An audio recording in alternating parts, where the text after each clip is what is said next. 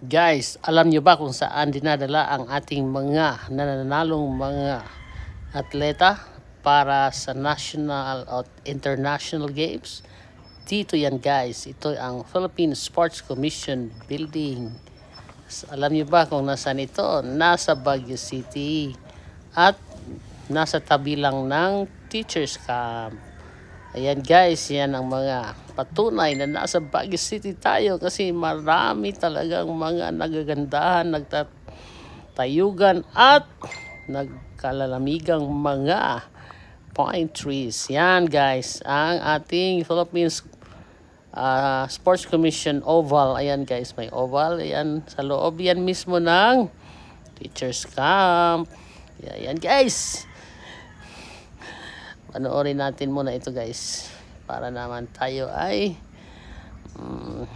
magkaroon ng konting kaalaman.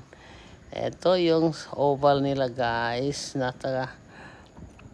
Nakatayo ako dito banda sa harap mismo ng Coming. Sports Commission Office.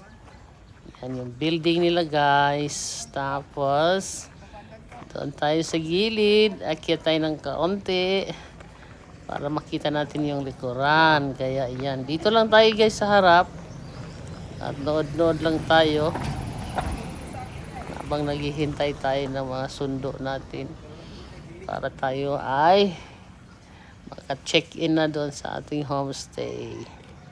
At ayan na! Yan, ikot tayo ng kaunti dito para makita natin ano ang meron dito. Yan guys, ganda, malinis, maliwalas, malamig. Kaya yan, tuloy lang tayo at andito na.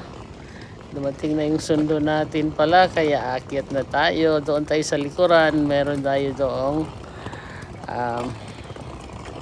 homestay malapit sa Teachers Camp, pero malinis, maganda at pwede kang magluto at pwede kang magpa-party ng kaunti bago mag 10 o'clock kasi curfew hour, bawal ang mag-ingay pagkatapos